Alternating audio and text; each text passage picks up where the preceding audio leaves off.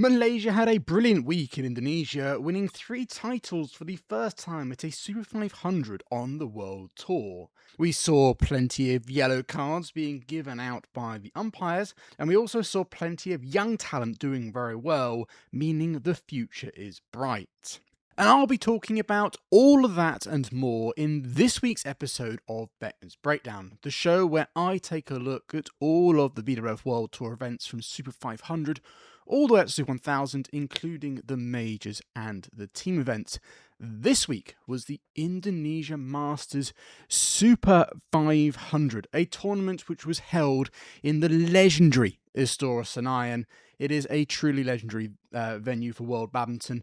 Most of the world's best, when asked where is your favourite place to play or which venue do you prefer playing in, the Istora is often the answer that they give. And one of the main reasons for that is that it is known for its party-like atmosphere. It can get very loud, lots of singing, lots of chanting. We've seen that all around the world, but the Istora is where it is known for. And this week, I must admit, it was living up to that name. It was really good to see. I must admit as well, the last few editions of the Indonesia Masters and even the Indonesia Open have been a little quiet. They haven't been quite as loud as I recall from years past.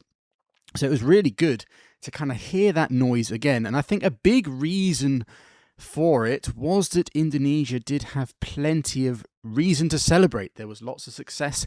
They did come away with one title. They also had one finalist, but they also had a number of semi-finalists. In fact, when it came to the semi-final stage of this Indonesia Masters, Indonesia had 6 players and pairs competing. They had Hidiatula and Pasaribu in the mixed doubles.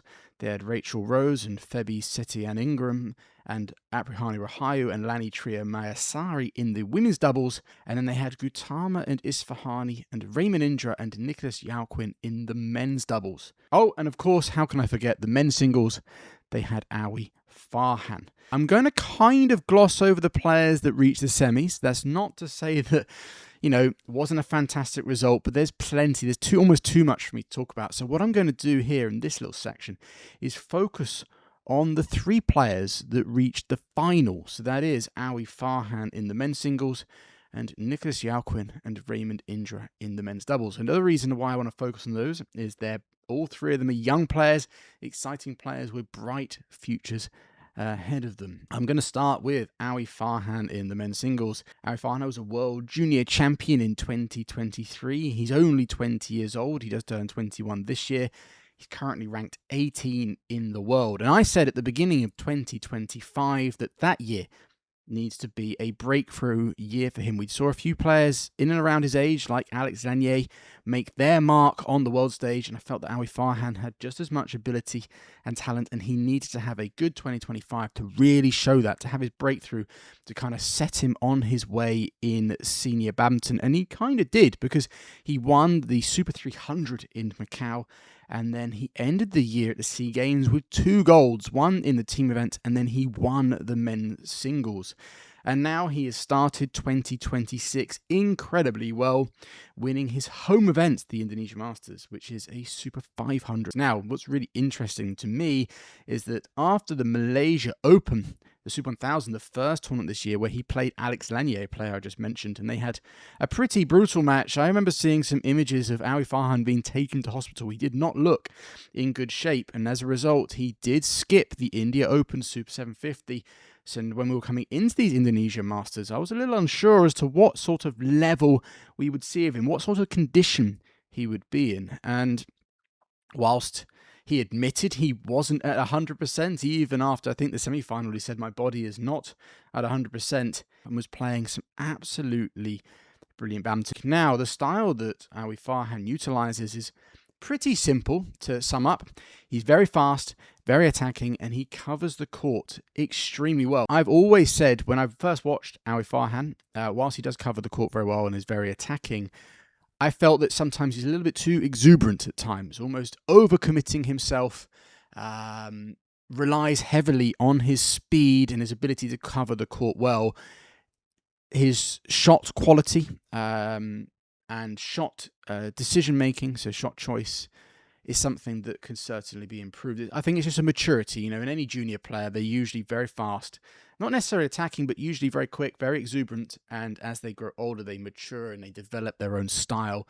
And obviously, they get used to the senior game. And if you're only got one style, it can't really get you very far. And Alwi Farhan was a perfect example of that. And I think last year I actually saw, when he beat Anders Antonsen in one of the team events, possibly the Sudirman Cup. And I felt that he showed that a development in his maturity. He looked like he was able to play more of a basic game. He didn't just rely on all-out attack and speed and just flying around the court and taking the shuttle early. There was starting to be signs of a few more layers to his game. Having said that, what I saw this week in Indonesia, not so much the semi and the final, although there's reasons for this, but in his earlier rounds, I saw less of that controlled badminton that I saw in other tournaments. And I think there's a good reason for that. And the main one is that, well, there's two. One is that he was playing in his home event.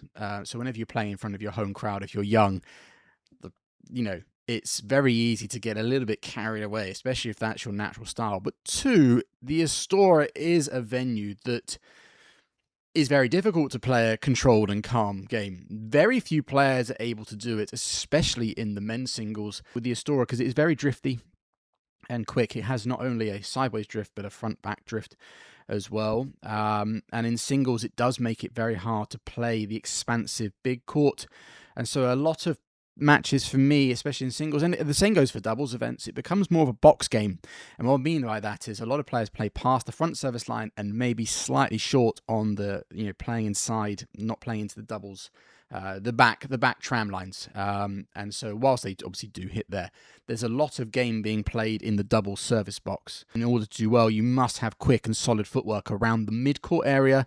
You have to have good control from the late, deep corners, because generally players are pushing forward and kind of sacrificing the back. You never want to lose your balance, because it's very hard to regain control in the rally if you lose your balance and you get up behind in the rally.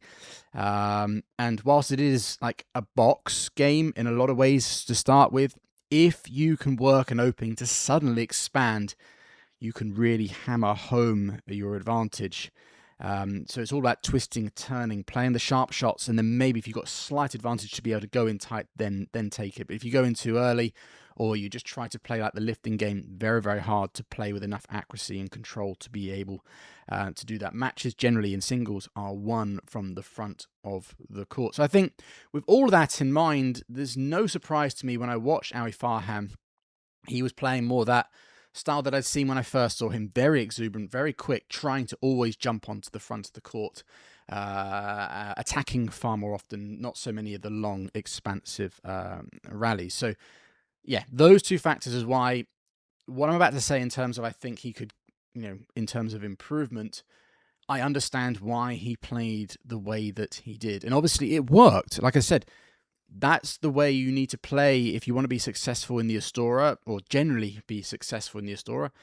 And, well, the proof's in the pudding. Alwi Farhan won the tournament. I want to quickly run through his matches. I'm not going to go through them in excessive detail because I don't want these videos to drag on too long. In his first round, he played Ayush Shetty, another young talent from India of a similar age to Alwi Farhan. And to be honest, the conditions, what I just said, don't suit Ayush Shetty. He's much better when he can play in a court which is a little bit slower. He can play more expansive. He can play with that control, because Alwi Farhan never let Ayush Shetty settle. He twisted and turned him, forced him to play sharp all the time, and generally just hustled him. And I thought it was just very good, great play. When he got onto the attack, he hit down the line, he hit cross court, and he hit a few body smashes. He just never really let Ayush get settled. In the second round, he played Wang Zhengxing, the player that got to the final of the China Open last year. Very skillful, talented, left-handed player. I think he's got a lot of promise. Whether he will live up to that promise, we'll have to wait and see. But I thought he was actually playing some good badminton, because I watched him in his first two tournaments this year, especially Malaysia, and he looked really nervous, didn't look very comfortable. He was playing much better here in Indonesia, and he was actually leading for most of the first two games, and also most of the third game as well, because it was a 3-game match. But to credit to Alwi Farhan, he clung in there. He never got the lead too far away from him, and he finished the match very strong, showing great mental strength. He ran away with it in the end in the third.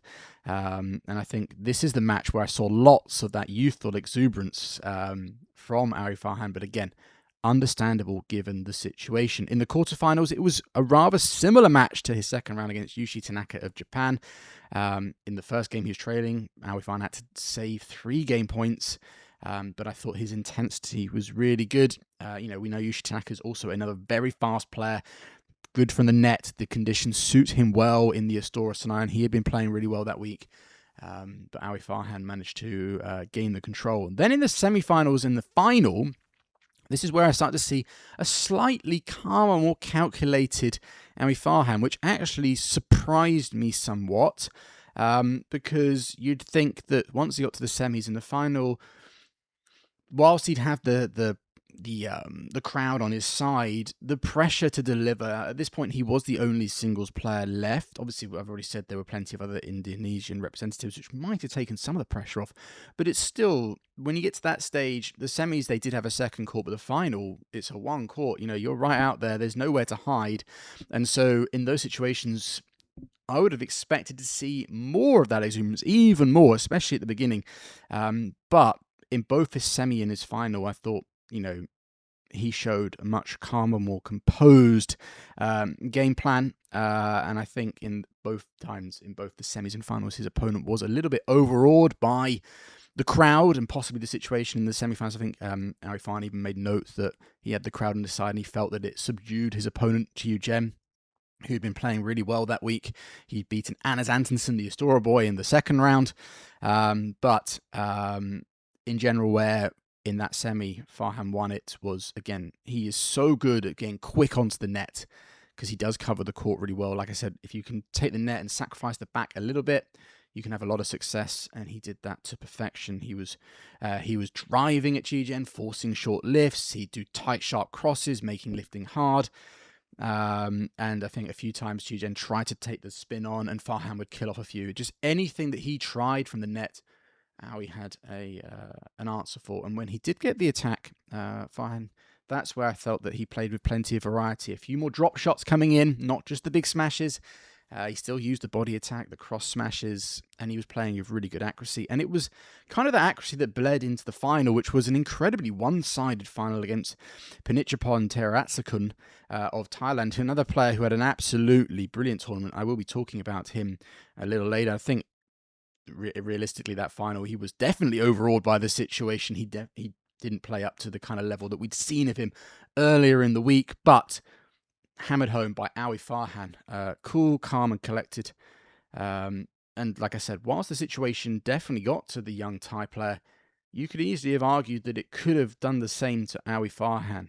We always talk about home advantage being a huge, advantage, but it can sometimes be a disadvantage because you have put extra pressure and extra expectation on yourself.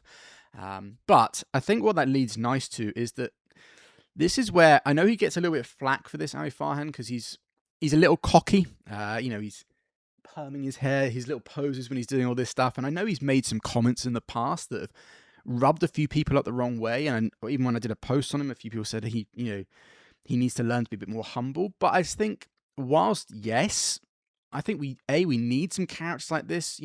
Kevin Sanjaya Sukumoyo, another very successful player from Indonesia, was even worse in that regard. We've seen plenty of other players in the past. Lin Dan, when he was young, you could deem came across a little bit cocky, he's a little bit different, but look how successful he was. I think you need a little bit of that, and I actually think it's that personality that allowed him in the semis and the final, where his opponents kind of were overawed by it. He absolutely played up to it. He loved playing in front of the crowd. He loves those situations. And I think that's actually a really positive sign for the future, because when you're getting in those, if you want to win the big tournaments, you're going to be on that center stage, surrounded, lots of eyeballs on you. And if you can get overawed by that, that's not a good sign. If you're someone that really enjoys that and lives up for it, then I think you're going to have more success than failure. It was by no means a flawless week, and I think there are still a number of areas I think he can improve. So let me quickly go through those. I think he needs to keep building his base game.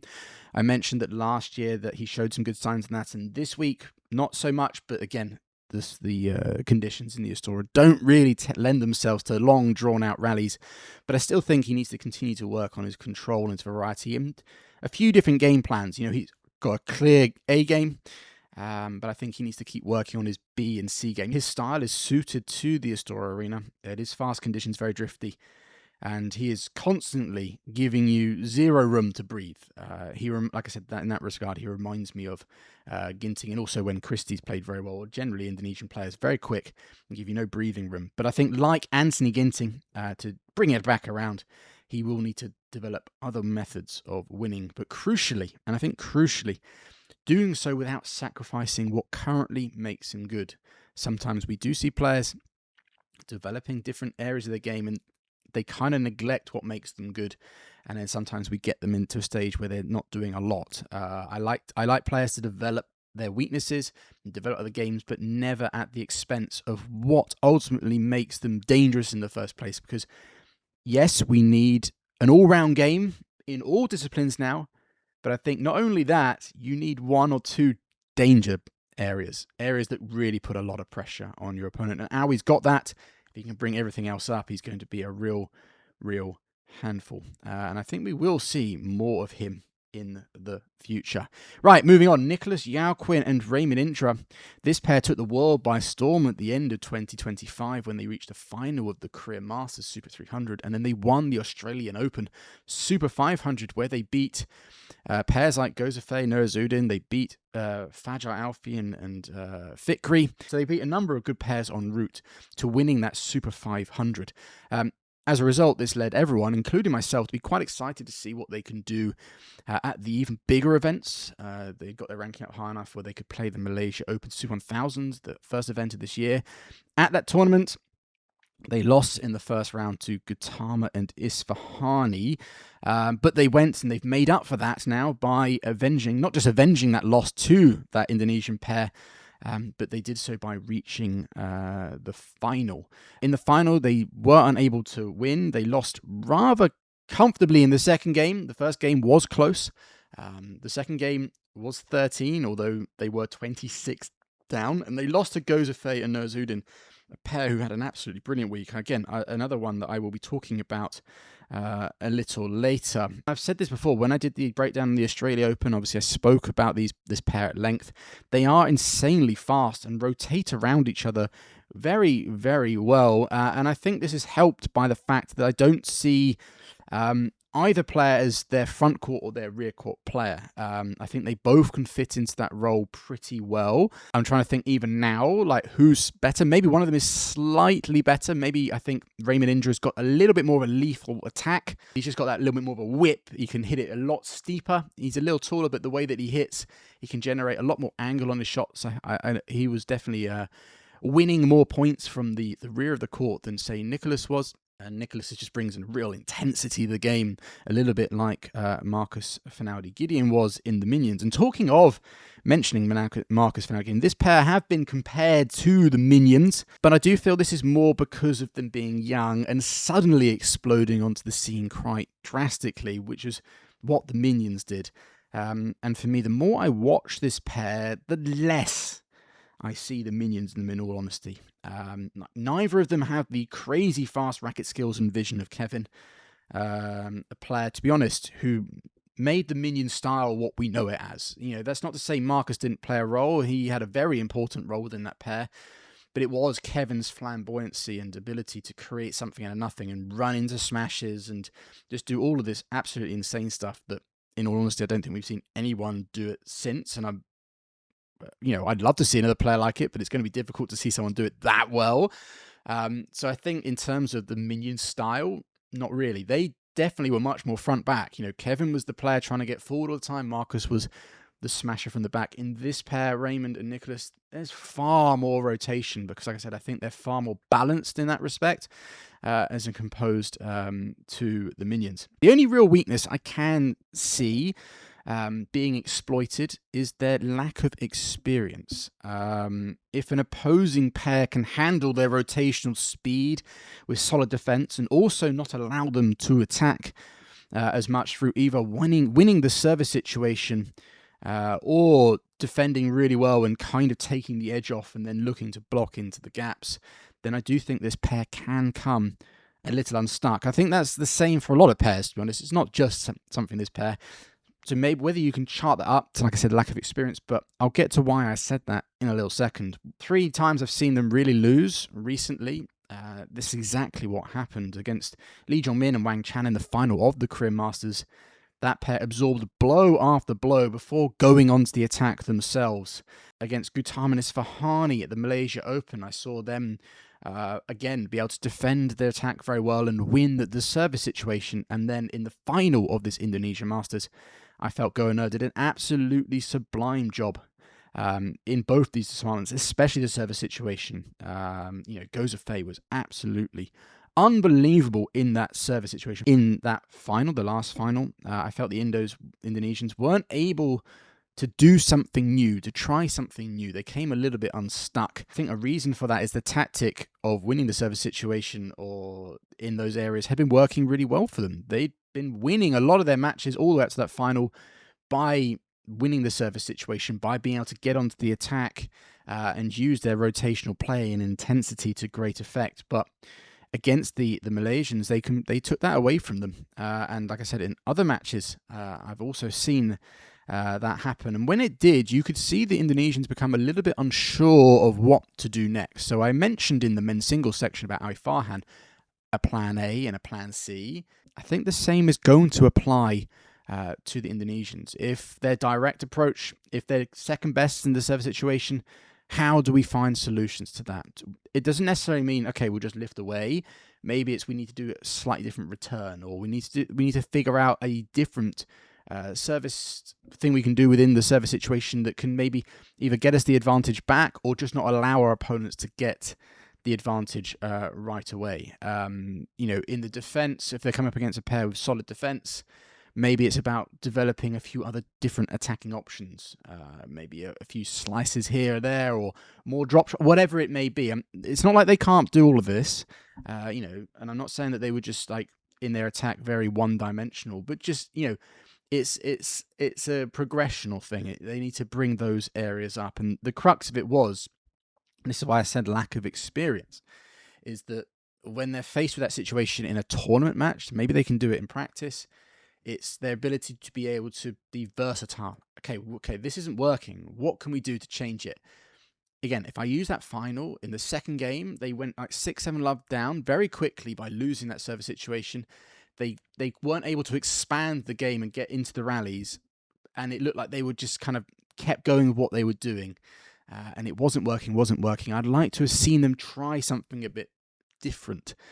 They weren't quite able to do that. But I think in terms of their future, I still think they're very good, obviously. And I think one thing that everything I've just spoken about with what they need to improve, I think they're going to do it because they seem like two very grounded individuals. You can clearly see, I saw some social media videos when they're just being spoken to by their coaches. They're so intent on listening. And I know that one thing that's been said by their coaches is that they're very good at listening and taking on board advice and learning. We've seen that from a lot of really good Indonesian pairs in the past. And I think this pair are going to be another one. They've got plenty of pairs they can learn from in the Indonesian team. And just the environment, as we know, Indonesians are so good at producing men's doubles pairs. And the more experience this pair gets, the more times they're thrown in situations where pairs can counter what they're good at and how do they react to that, they're just going to keep getting better and better. I've mentioned the men's doubles final a few times and the pair who won it. And that leads nicely into the next section because Indonesia did have a good week on home soil. They must come away pretty happy. But Malaysia had an even better week. Because they did win 3 titles on hand, the mixed doubles, the women's doubles, and the men's doubles. That's the first time Malaysia have won 3 titles at a Super 500 event or higher. I'm going to focus more on 2. The one I'm not going to focus on too much is the women's doubles, and there's a couple of reasons for that. One, it was Pearly, Thinaah, and Thinaah that won. In all honesty, I didn't see all too many of their matches. I was definitely going to watch the final. I was very excited for the women's doubles final where they were going to come against Arisa Igarashi and Miyu Takahashi, a scratch pairing who had an absolutely brilliant week and were playing really good badminton. I thought the way they played, it could have been a very entertaining women's doubles, and I was very excited to not only watch it, but probably talk about it. But sadly, Miyu Takahashi woke up, got a fever, so she was unwell and had to miss the final, had to deliver a walkover. So Pearly, Thinaah, and Thinaah did win it by default in that respect. They had a good week. I watched very brief bits, but not enough for me to really talk about it. I watched far more of the men's doubles and the mixed doubles. I'm going to start with the men's doubles because I've just been speaking about it. Now, for me, I've already mentioned it, but where they were really good, especially Gozafei, but was the service situation. Now, we all know how key that is in doubles, especially men's doubles. The first 4 shots, if you search online, doubles tactics training or whatever, first 4 shots, I think every single badminton YouTuber and on social media that does any sort of content teaching badminton, they got buckets and buckets of videos on the first 4 shots because it is such an important situation. But I think in the Astora Senayan, it is doubly so because of how hard it is to control the shuttle. In general, in doubles, you don't want to lift too much. You don't want to give the attack away. It's a possible tactic in a slow arena or if you've got insanely strong defense. But in the Astora, where there's sideways and back and front drift, so hard to control and be able to lift with quality. It's very hard, basically, to keep your defense strong enough and solid enough over the course of a full match for it to be a viable tactic. So as a result, getting on the attack is important, and where you can really do that and get the advantage early in is in that service situation. And throughout the week, like I said, Go and nailed this absolutely expertly. In the semi-finals where they played the Danish pair Lundgaard and Vestergaard, a pair that had another great tournament. One area they did really, really well was they did a lot of block defense, kind of pushing and then chipping forward, because not only, as you can imagine, winning the service situation, but winning the net in general. And if you are forced on defense, you don't want to keep lifting it or playing with speed. The Danes were very good at blocking in, chipping and charging is what I would call it. But in the semi-final against Go, no, they literally couldn't find a way to get into the net. That's because not only did Go win the service situation, but when I think they must have watched a few of the matches that Lundgaard and Vestergaard played and noticed that tactic because they closed that shit down super quick. Whenever you could see Lundgaard was more the one doing that because he's more the front player in that partnership. Whenever he set up the defense, especially if it was Go at the front, you could see Go just kind of like take half a step forward and just like get on that, block it down. So then they're down low and they have to lift again. And they just couldn't find a way to get out of the defensive situation or to get into it. In terms of the service situation, when the Malaysians were returning, they did a lot of like soft pushes out to the side. In the second game, I noticed that the Danes must have been given some information from their coach, or they realised it themselves, that maybe that's a chance to get in. We'll serve. The Malaysians weren't doing any fast pushes, so the rear player takes a step up and look to go out to the sides, because then if you get on there a little bit earlier, maybe you can hit a drive or play downwards, and that's your chance to get on the attack, get in the advantage, get to the net. And it worked a little bit at the beginning, but then what I noticed was the Malaysians still did that, but then they started to do some fast, not full power, pushes at the rear player. So rather than always pushing out to side, occasionally push at the body. Whilst the Danes would be looking to go out to the sides, it kept them honest. They couldn't go there early. They had to take half a step back to defend that. They would be slightly slower than the soft pushes, and it basically took any advantage away. And you could see then, again, the Danes were in that little real kind of catch-22 situation where they just couldn't get attacking situations. They couldn't get into the net to control it enough. They couldn't get the lifts. And even when they did get on the attack, the Malaysians' defense was so strong, so solid, and the Danes couldn't get through them. And then against the final against the Indonesians, again, the first game was close, but when it came to the second, I kind of mentioned it at the beginning, the Malaysians went up like 6-7 love, and it was purely service situational stuff. Gozafei was unreal, and the Indonesians were always on the back foot and struggled to expand the rally or work a chance to get in. Everything flat, and they were just being beaten there. They just came up second best almost every single time. And I think the last thing I'll say about this Malaysian pair is I've talked a lot about Gozafei and how good he was. He is the playmaker in the partnership, but like all pairs that have a playmaker, the other player in the pair, in this case Nurzudin, needs to back that up, needs to be super solid, cannot make too many mistakes, cannot be too slow onto shots, cannot, work hard to get onto the attack to set up the playmaker. And in all honesty, over the last few months when I've seen Go and Ner, I feel like sometimes Ner goes a little bit invisible. When you watch their matches, whilst Go Zhifei tends to take more of the attention because he's a little bit more skillful and pulls out the shots that your eyes get drawn to. For me, Nurzudin just went a little bit too invisible, too lost. Whereas in this week, I felt he was a little bit more on it, especially in that final, in the second half of the second game. Suddenly, he really came alive. Then I thought he was playing. That's when he's at his best. I had a few questions saying, is this their comeback? Because they have been struggling. This was their first title in a year. Their last tournament they won was the India Open Super 50 last year, so it's been quite a drought for them. And in that time, it's not like they've reached buckets of finals. They have been struggling. For me, it's difficult to say, but I'm going to not look at it as are they back or not, because like I always say, one bad result doesn't make you a bad pair. One good result doesn't mean that you're back and you're at your best. But instead going to enjoy the title they won and also the badminton they played. The other Malaysian pair that won, the last one to mention is Chen Tangji and Toh Wei in the mixed doubles. They are the current world champions. And I know from what I've seen snippets, they've been getting a lot of slack lately for some subpar performances. Don't think they performed particularly well in Malaysia and India. They got a lot of slack. And I know Toh Wei has been in the news because I think a lot of the criticism has been laid around her attitude, and it was the same stuff that happened last year. And why they split up, there was all these rumors of there's this synergy between them. They're butting heads or whatever. They're blaming each other. I didn't really see that, to be honest. The reason I'm saying that is, hopefully, this tournament, I know it's only a Super 500, which is still a good tournament to win. But obviously, if you're a world champions, you're expected to deliver at the bigger events, which they of course can. But this must have been a way to kind of shut some of those people up by winning the Indonesia Masters. Yes, it wasn't the strongest event. There's no denying that. There's plenty of pairs that didn't play. It's been a tough schedule already, and there's a few players that were due to injury or for a number of reasons. But let's not forget that in the semi and final, they beat two very good pairs. They beat Zhang Xingbang and Wei Yaxin, the pair that they played in the World Championship final.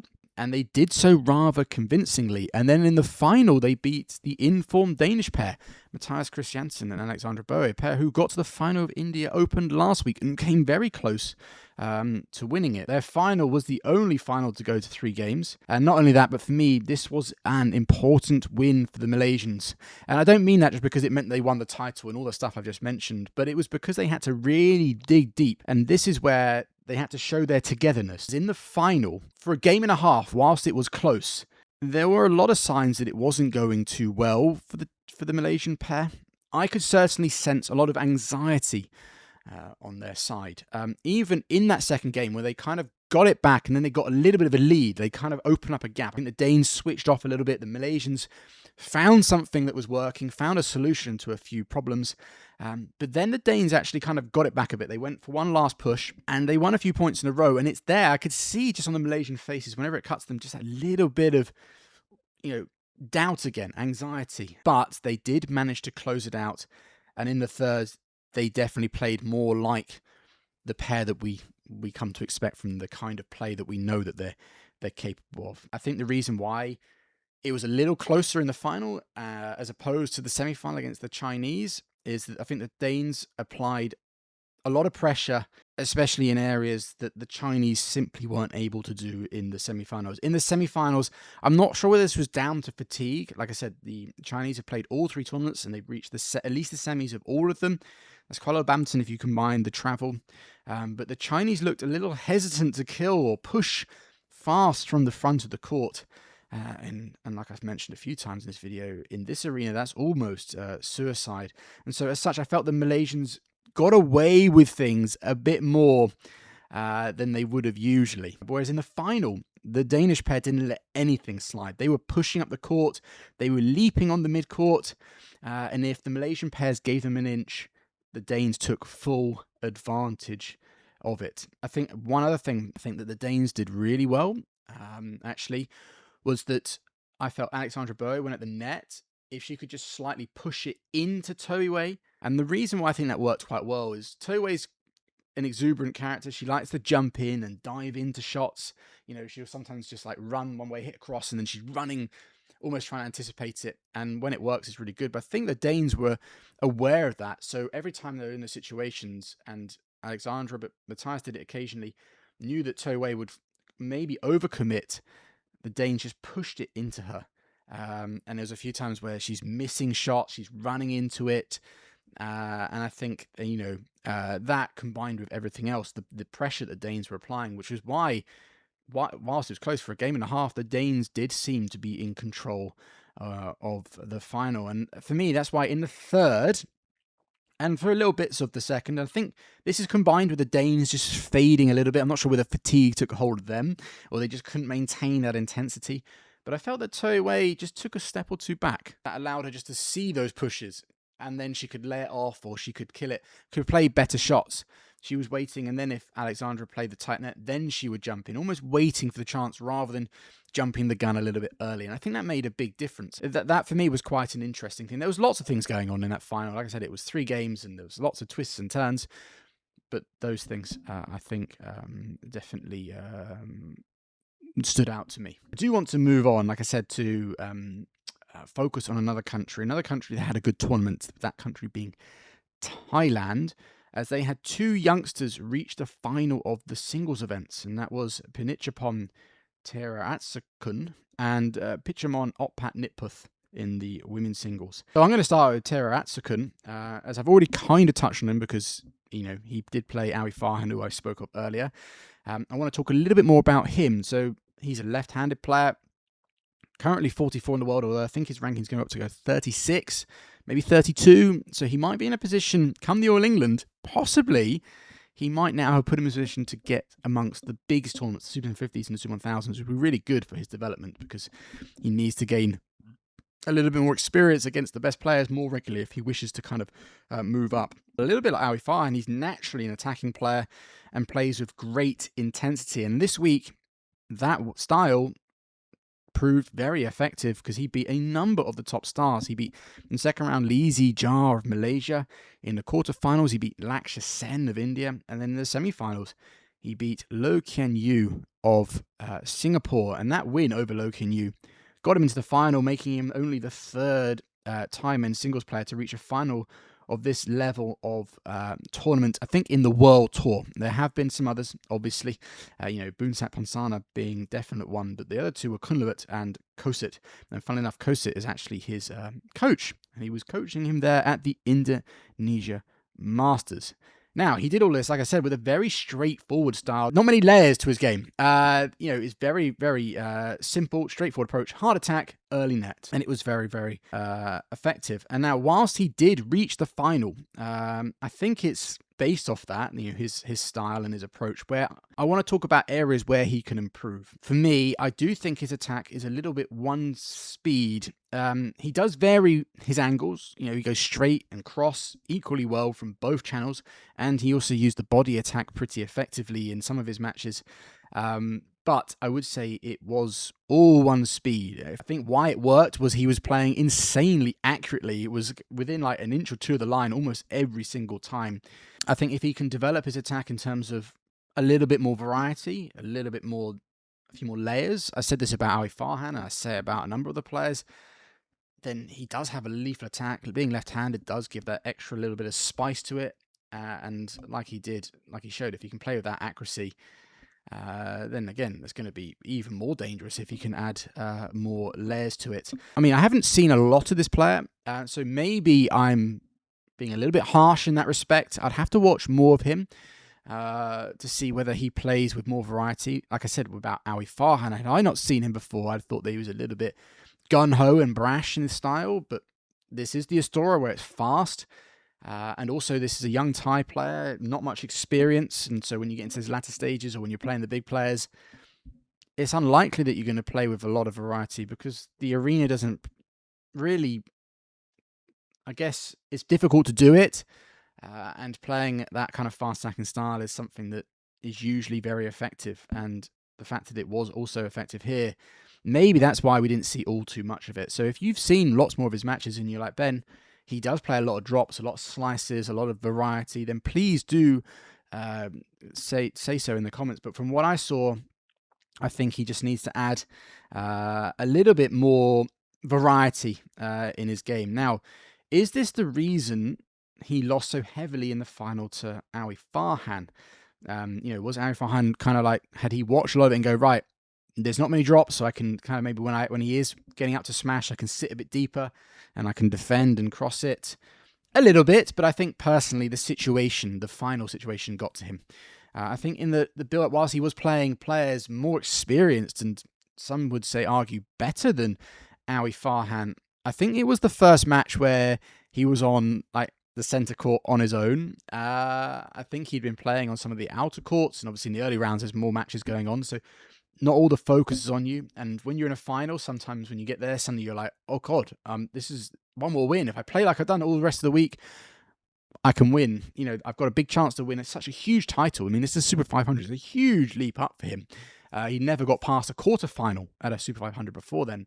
So I think overall the situation, and it's not helped when you've got like the home crowd on him against you, and then the player you're playing at was playing really well, was inspired, was actually really enjoying that situation.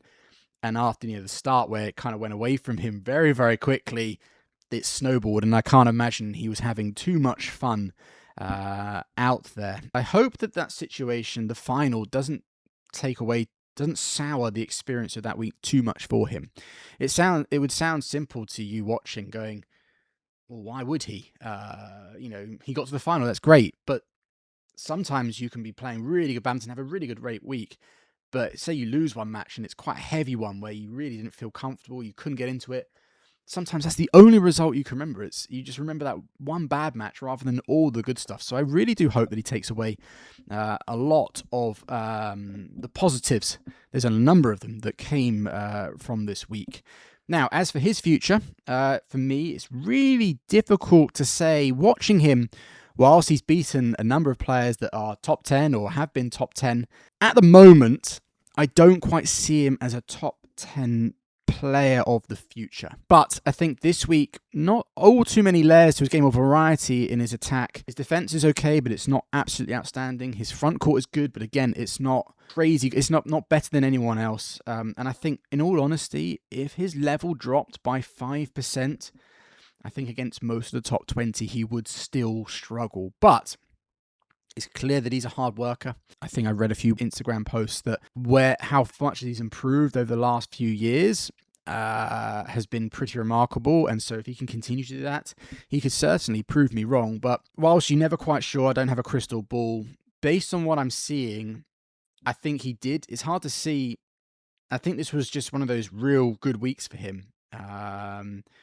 And we might see one or two more of this from him in the future. But as far as like a consistently enough to reach top 10, I'll be honest, I don't quite see it.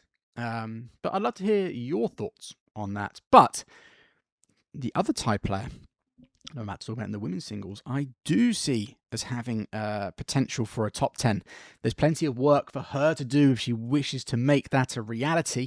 The player I'm talking about is Pitchamon Opatnitputh. Like Alwi Farhan, she is a former world junior champion. In fact, they won it the same year in 2023. Now, she has been on the badminton radar for a while. I can remember when she was like 12, 13, and she was winning some under-19 events that people were going, here's a Thai player for the future. But having said that, we've seen a lot of players like that. Thai women's singles in the junior ranks, they're just pulling out player after player. I mean, even the current world junior champion in the girls singles is from Thailand.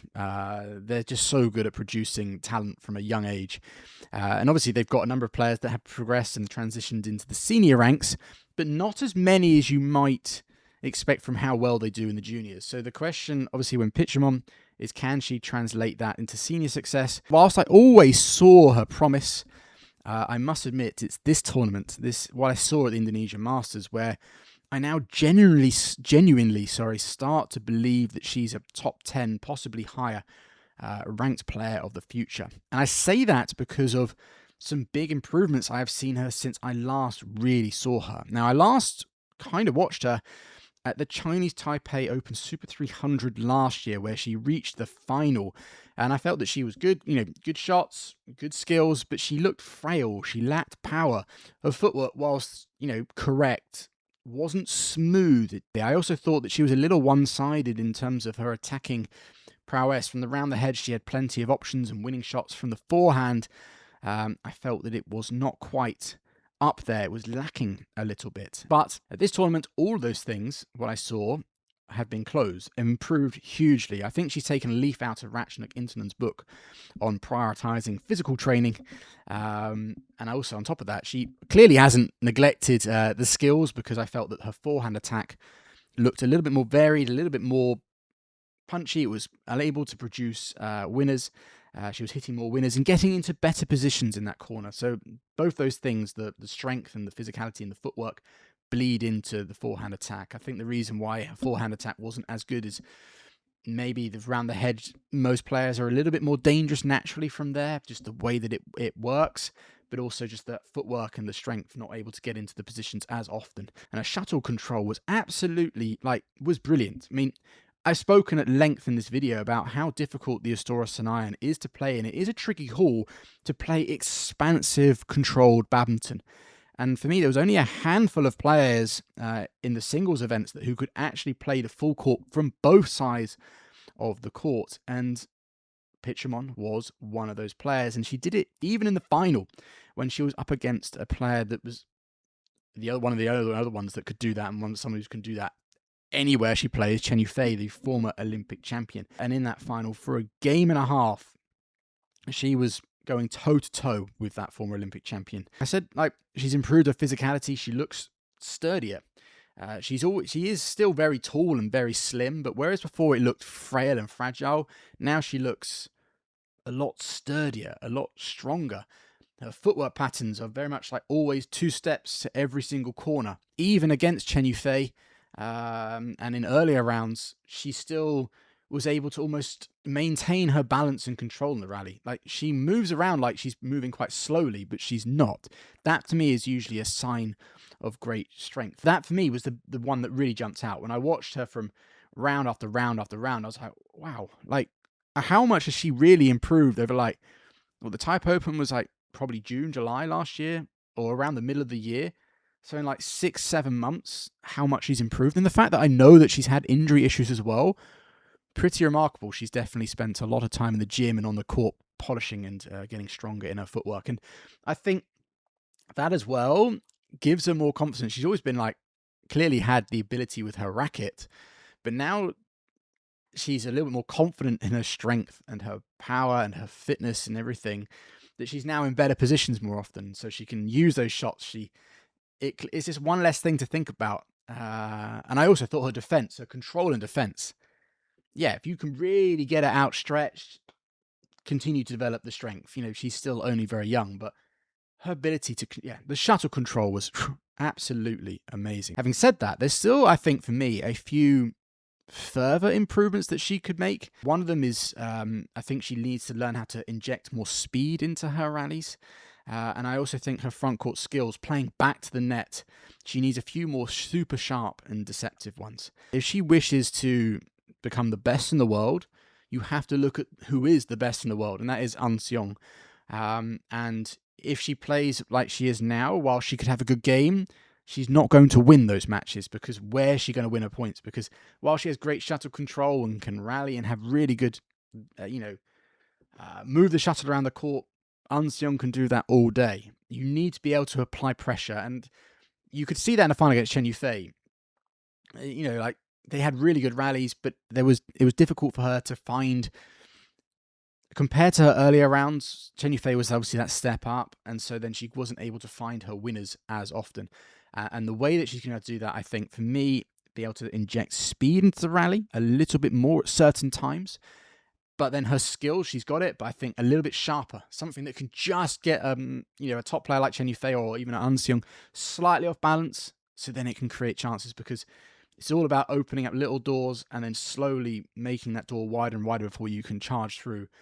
And currently, with the way she's playing, I don't think she can apply that kind of pressure enough. Always thought that she had potential, but there was always a few question marks. But she showed to me this week that definitely a player that can get into the very best in the world. At the Indonesia Masters, there was a new initiative, a new ruling brought in by the BWF. You all know what I'm talking about. It is the 25-second time clock. I have to quickly go through what it is. I've got it here on my phone, as you can see. After a rally is ended, a timer is started by the umpire, 25 seconds. And within that 25 seconds, the players are able to do what they want. They can go have a drink. They can ask for a towel down, or not ask for a towel. They can go towel down. They can apply cool spray. They can change the shuttle. They can get the court mopped. In terms of the court mopping, if it's a big one, like say they've really dived, that would be a reason why the umpire would stop the 25 seconds. They would allow a little bit more. And there's a few other situations, obviously, like challenging line calls or injuries or whatever. There's a few, circumstances where the stop clock isn't applied. The only other rule in terms of this one, and I know this got a little bit of confusion, is that it's always for the server's advantage. If the rally ended and the server wanted to get ready within 5 seconds, the receiver must follow the speed of the server. So whilst you have 25 seconds, like as I said, to do what you want, and that's where you can go talk to your coach as well. If you're not got the serve and you go to towel down, but the server is ready, the umpire will go, no, you must be ready, even though you still got the 25 seconds. In terms of what ready means, it doesn't mean actually starting the rally after 25 seconds, just the server has got 2 feet on the ground, they're ready to serve, and the receiver is, racket up, looking at the server. Then there can be a few seconds as, players have their little things they need to do to serve. That isn't part of it. It's literally being in a position to serve. What if someone is too slow? And basically it's warning, yellow card, red card. This obviously is something brand new. And I felt that we did see there were a lot of yellow cards coming the way of the players. And I think personally, the umpires were being too strict on this ruling. Now, if we're here, if this rule stays in place and we're here this time next year, and the same situation happened with the players, I probably wouldn't say they were being as strict, because the players have had a full year of getting used to this new rule. I think the umpires, some of them were actually like this, some of them were a little bit more forgiving, but they'd kind of forgotten the fact that this is something brand new, that a lot of players had got so used to what they could do before that they were still doing it. So, for example, they might go off and get a drink or a towel down. It's all okay. And then they come off and there's like 5 seconds left. And then they go, oh, can we change shuttle? And the umpire says, no, you can't, because you haven't got enough time to change shuttle. And so they're like, oh, and then there's this, and then that can lead to a situation where the time has run out, and then the warning must happen. And if it happens again, yellow card. Now, before this rule came in, that was very common. You'd see players ask for the towel down, they'd have it, and then they come on, and then obviously they pick them, look to the shuttle, they pick, oh, can we change it? The umpire's like, yes. Under this new ruling, it basically means that the players, whilst they have 25 seconds to do what they want, they can't do absolutely everything. They don't have time to towel their grip, to wipe down, to drink, to have the mock call, and change shuttle all in 25 seconds. Or they probably could, but it'd be very rushed. So I think there's a lot of bit of players will have to learn how to prioritize. They'll have to kind of adjust to this new ruling. And as a result, I think some of the situations that did arise, I think the umpires were just a little bit too strict. I think they should have given 2, 3, 4, maybe is a bit too much, but 2 or 3 warnings. Go, look, the time has run out. Because there was a few times, I think, where the time ran out and the players had completely forgotten. They're like, oh, sorry. The umpire should have been a little bit more lenient, should have given a few more warnings before jumping into the yellow cards, or even we saw 1 or 2 red cards. In the umpire's defense, they might have been told to purposely be strict on this ruling. There might have been from higher up going, you can give them 1 warning. If they do it again, yellow card. We're going to see lots of them this week, but it's the only way for the players to learn. There needs to be this kind of strictness, kind of like the stricter you are, the quicker they're going to learn and adapt to this new ruling. But personally, I think 1 warning, then the yellow was a little bit too strict. I think you did see some of the players that were playing in the finals, by the final, they'd learned to prioritize. They were changing the shuttle at the start, or they were going, right, what do I want the most? We're going to go, and I saw even someone, once they got the serve back, they immediately walked off going, right, we're going to get our drink, because we know as a server, we have we're at the advantage. We can take the full 25. Whereas when they're on the receiver, they weren't going off, or they would go off and they'd follow their opponent. They were a bit more aware. They were getting a little bit more used to the whole thing. This whole clock thing has definitely brought up a lot of criticism because of how many yellow cards, and I think there's a little bit of confusion with the ruling. A lot of people also saying it's just too hard on the players. And yes, I said they were too strict. Even I spoke to one or two players on social media, and even they were like, "What? Yeah, the umpires were being very strict on us." But they also, and I agree, I think there's a lot of positives too, because let's be honest here, especially you can probably think of a few players now that would go, the rally would end, they would ask for a mop court or would ask for a towel down.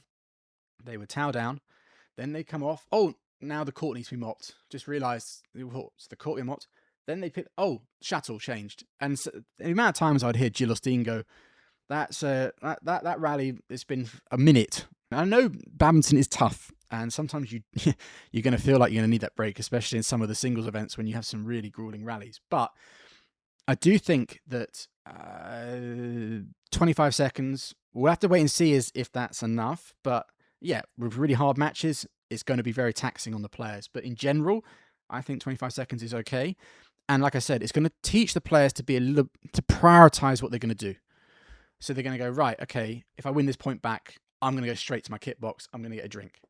Or, okay, I need to tell the moppers, I'm going to, I can't change the shuttle. There's going to be a period, but I think it definitely helps the players prioritize. I think it does get rid of tactical towel downs and drink breaks. We saw that a lot. Players, especially if they're a receiver, oh, can I take a towel? Because they've lost a few points. Now they can't do that because if the server is ready, they have to be ready as well.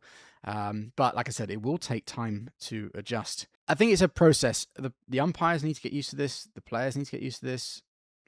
I'm hopeful, fingers crossed, that BWF are trying to kind of look at this, see whether, okay, is 25 seconds too short? Do we need 30 seconds or is it too long? I don't know. But I will be honest here. I saw there's been a lot of negativity around it, but I did see the positives too. And I think players will get used to it. Some of the matches were a little bit shorter because of it, which is a good thing. But one thing I will say is that as a spectator, I think for BWF, or the Infront, which is their media house, I think adding the stop clock graphic would be quite nice because, for me, it was impossible to tell between rallies unless it had a wide shot, which you don't often get in between points. You couldn't tell how long was left. And I think having it there would just give you a better understanding of how long 25 seconds is in real life. Sometimes you think, oh, they're taking ages, or that was quick. With a timer there can help. It also could add tension because you're like, there's 10 seconds left and they're still by the box. They're not ready. Are we going to see a card coming or a warning, etc., etc. And also, when it comes to the situations being discussed online, that would also help because then people can go, well, actually, they were ready right on. So it was only 1 second over. Like, is that really necessary to kind of to call the players on that? I know technically they're over. We saw that in the Sindhu match. When she got the red card, literally they were both ready to serve, and then the umpire stopped them. And I think you can't tell how much long, you wouldn't know how long left was on the top.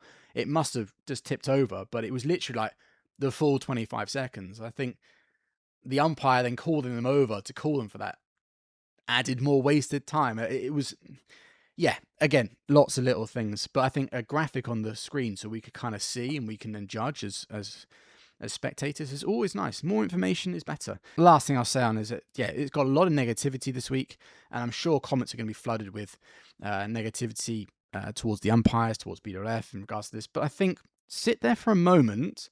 I would urge you just to think of some of the positives as well. I mentioned a couple. I don't think it's all doom and gloom. I think there are some good things here, and I'm interested to see how it progresses as the players get more used to it, as the umpires get more used to it, as we get more used to it. Probably in 6 months we'll think, yeah, this is actually pretty good. Or maybe in 6 months we'll be thinking, nah, this is still bad. We need to get rid of this. I don't know. I don't have a crystal ball to see that. I think whilst I said maybe more warnings, 2 or 3, because they're in this getting used to it phase, I personally think that they should be given that in general anyway. Especially if it's like you're over by like half a second or 1 second, like you're just about to get ready and the timer goes. Don't then be so strict to go, I think they're the player, the umpire. If it's more than a second, then yes, definitely. But some of the ones I saw was like the 25 just, and they were just about to get in, and then they called them. And it's like, a little bit of leeway. The players, at certain stages, they're not quite looking at the clock. Let's not... A little bit of wiggle room, please. A little bit of brains. But anyway, okay, enough on that. Let me quickly turn to your Q&A section. What is your opinion of Miyu Takahashi? Will she be the next thing for Japanese women's doubles? Miyu Takahashi was partnering Arisa Igarashi, sorry, in this women's doubles. Now, Arisa usually partners with Shahara Shida and Takahashi with Otake. I can't quite remember. Misaki Otake? Begins with M. I can't quite remember. Now, the reason this partnership happened was because Shida was playing in the Japanese league, so she couldn't travel. And Takahashi's partner had, I think, has just gone under hip surgery or is recovering from an injury. So they were put together as a partnership. They come from the same club. They play for the same corporate team. So they clearly have trained together. And so that's why they were a scratch pairing. And sadly, obviously, they weren't able to compete in the final because Takahashi was unwell. In terms of my thoughts, I thought she was very good. Left-handed, tall, strong, great attack, very powerful, moves around really well. But one thing I really noticed was her defensive ability. Like, she could drive, and she almost was able to kind of last second suck it out and send it a different way. The way that she could just open up pairs from a defensive situation was just absolutely... That, to me, that was the one skill of hers that really stood out. I think, actually, that kind of style would be very effective against, like, a Lu Shengshu and Tan Ning. Watching her play, I was like, that's the kind of defense that we've seen, like, Iwanaga and Nakanishi do to great effect against Lu and Tan. Other pairs that have beaten the world #1 pair have done that as well. And I think Takahashi could do it. In terms of next big thing, Japan have so many good women's doubles pairs. She's clearly a good player. I haven't watched enough of her with her regular partner, so I don't know what she's like. But she's got every skill that you need to be a strong women's doubles player. I know a lot of people are saying, oh, why can't, Arisa and her become a regular partnership? Maybe further down the line we'll see it, but for the foreseeable future, I know that Yuki Kaneko, one of the coaches for Japan in the women's doubles discipline, has said this is just a scratch partnership. It's just a one-off. It's not going to be a regular thing. What was your one highlight of the tournament? Now, this is difficult to pick, but the reason I picked this is because I do actually have one match that really stood out to me, and that was the men's doubles quarterfinal between Nikolaus Joaquin and Raymond Indra against Fajar Alfian and Mohamed Shohibul Fikri. It was 3 absolutely thrilling games. It was just men's doubles at its absolute best, especially in the Astora Senayan. Just 2 Indonesian pairs that can play the Indonesian style so well. Fast rotation, lots of skills, some really good rallies. I liked some of the interactions between Alfian and the younger partners. He got in a little bit of trouble for it, but he said afterwards that's just how they do it in training, and that was the feeling they got on court. And just the intensity of the game was absolutely through the roof. And I must admit, I was quite surprised that it was the youngsters that came out strong at the end, because it was tight all the way up to like the midway point of the third. And it was the more experienced Alfian and Fikri that kind of faded, just weren't able to maintain that intensity. And it was the youngsters that hammered it home. But the reason I picked this is it was just absolutely brilliant badminton. There was lots of good matches this week, but that one, just when I watched, I was like, holy hell, this is men's doubles at its absolute best. So if you haven't watched it, whether you watch the highlights or the full match, go find it and watch it. You will not be disappointed. Okay, that's all the questions I'm going to answer because I've already spoken for long enough here. Thank you, everyone, for watching. If you've made it this far, I have got an announcement to make, and that is that this will be the last Beckman's breakdown on a Super 500. I've made the decision. I've been thinking about this the last few weeks. All of last year, and when I started these breakdowns, I had the intention of doing Super 500s up to Super 1000s, including the majors and the team events. But over the last year or so, I really have struggled to also deliver the kind of content that I enjoy the most, which is making more the storytelling stuff, the more produced, edited footage. That's what I started this channel doing, and I want to continue that. I want that to be, it's not going to be the main bulk because they take longer and these breakdowns are a little bit easier to edit and put together. But I don't want this channel to just be these breakdowns. And in all honesty, I was sat down one day and I wrote down the entire calendar, looking at where I can fit in other produced content. And with all the 500s, there are moments, but it's really difficult. And so I said, well, what if I take out the 500s? So I took them out, and suddenly I was like, there's now much more time for me to do that content. So you're still going to see breakdowns from me. There's still plenty. I think there's still like, 10, 12 tournaments. If I include like the Worlds, Thomas Cup, and World Tour Finals, I think that makes it like 13. If I include this one, like 13 or 14 breakdowns you're still going to get. And for the World Tour Finals, the Worlds, and Thomas Cup, you're going to get preview videos, like, predictions, etc. as well. So there's still going to be plenty of content like this. But I also want to get back to doing more of the edited stuff, the storytelling, the stuff that I really enjoy. And just doing the 500s, it just wasn't possible. So yeah, anyway, I need to go because my doorbell's just gone. Thanks for watching. I'll see you in the next one. All England in March.